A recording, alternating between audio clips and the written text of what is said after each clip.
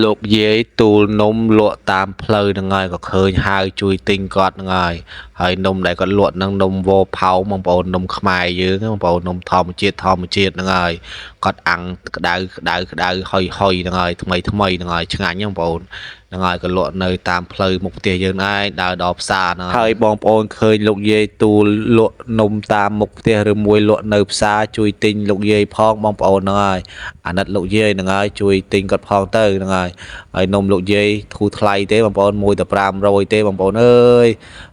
នំខ្មែរយើងធូរថ្លៃទេបងប្អូនហ្នឹងហើយធម្មជាតិនេះលោកណាលោកនៅផ្សារចាលោកនៅផ្សារតុកតាផងដើពីនេះអូឡើងណាមានមុនអរគុណណាយាយមកជួយលើកបានតែបាទអបបានលើកដល់ក្បាលហ្នឹងអីពីអរគុណបាទយាយ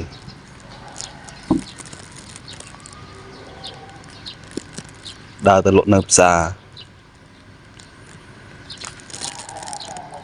ឥឡូវយើងទិញនំលោកយាយរួចហើយឥឡូវយើងមកសាកនំលោកយាយម្ដងតើរសជាតិឆ្ងាញ់កម្រិតណាហ្នឹងហើយនំលោកយាយក្តៅហុយថ្មីដឹងតែអេមហើយបងប្អូនអើយហ្នឹងហើយយើងទៅហូបទាំងអស់គ្នាធម្មជាតិ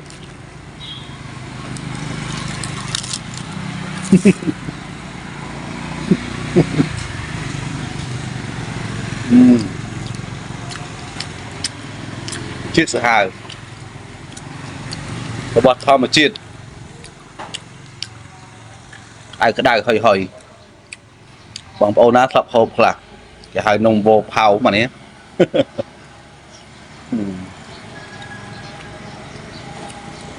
ឆ្ងាញ់ជាតិសាហាវ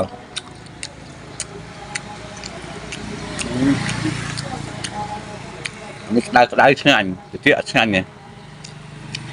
ហេ